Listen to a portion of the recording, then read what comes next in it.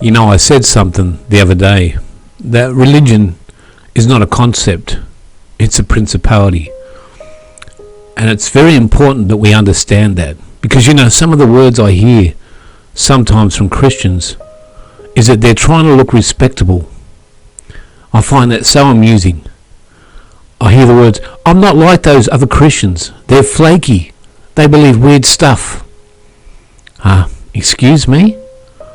But what standard are you using when you say that? I'm not like those flaky Christians. Certainly not Jesus' standard, because if I recall, didn't he walk on water? Didn't Peter walk on water? Didn't he disappear when a crowd wanted to kill him? And then reappear? Didn't he raise Lazarus from the dead? After 3 days. Didn't he raise others from the dead? Didn't 500 people rise from the dead and walk through the city when Jesus was risen from the dead? That sounds pretty flaky to me. Didn't Philip disappear after he baptized the eunuch and reappear in another city? So now you're telling me that Jesus disappeared, that Philip disappeared into another city. Wasn't Jesus and the disciples in the middle of the Sea of Galilee? One moment, and the next moment they reappeared on the other side of Galilee? So what, you're telling me that they can be transported from one place to another? That sounds like pretty flaky Christianity to me. Didn't Apostle Paul go into heaven?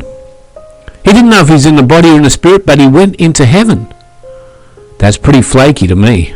I'm not like those flaky Christians. I want to be normal. It's so funny. What's normal? What's normal about Christianity?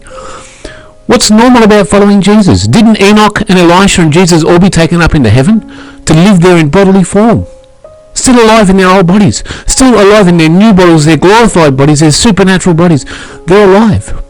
Taken up into heaven. I don't want that flaky Christianity.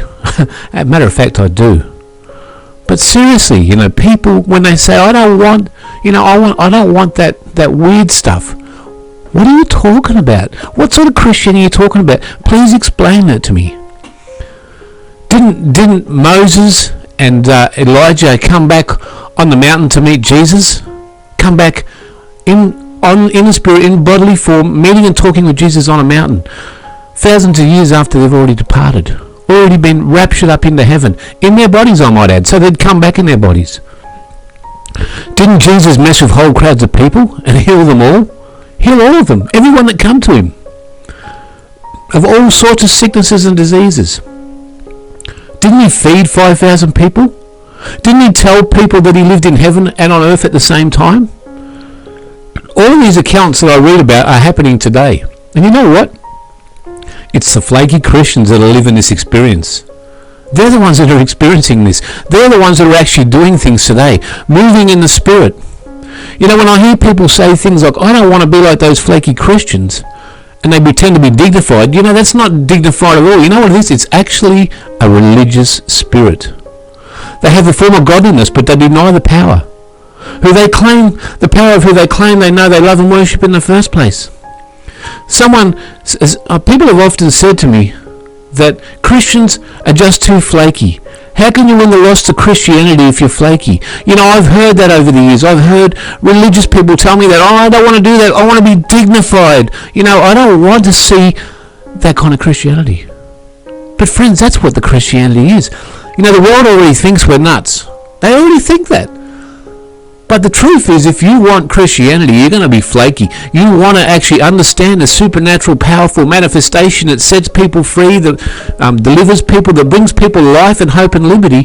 If you're not living in that, all you've got is a religious spirit. What I want to know is, whose image have you made this respectable version of Jesus into in the first place? This God that they proclaim they know and follow is a God they have made in their own image. It's got nothing to do with the God of the Bible, the God of the Gospel. What's even funnier and stranger about this respectable God in their own image is it has no power to set anyone free from the demonic prisons that they're enslaved by. The prisons of addictions, the prisons of torment of the mind. No power to heal or transform the mind. You know, I see people caught up with demonicophenia, schizophrenia, and hearing voices and all the rest, you know, and these guys are off the planet. But you mention Jesus to people, I don't want that stuff.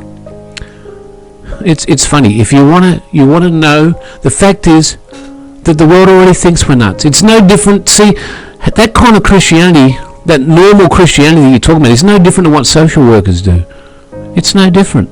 Put a band-aid on people, try and manage and maintain, but no power to set anyone free because you don't understand the power of God.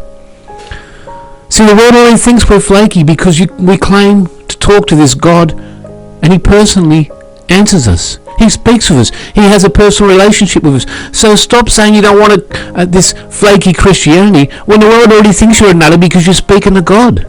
Hello? So why not immerse yourself in the flaky, fun-loving God instead of being deceived by a religious spirit? Because that's all that is.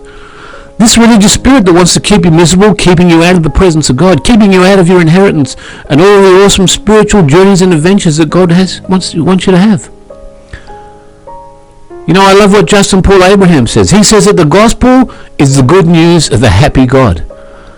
I couldn't explain it any better. It's so true. It's the good news of the happy God. That's what the gospel is all about. You know, I love and I enjoy God. I follow the God I follow. He's my life. The spiritual adventures he takes me on into his presence all the time. It's far better than anything I've ever experienced. You see, the world already thinks we're nuts. Yet I've never been more clear about life. I personally met this God 24 years ago, who I can only describe as incredibly good, full of laughter and inexpressible joy. You know what? I'm a flaky Christian, and I love it.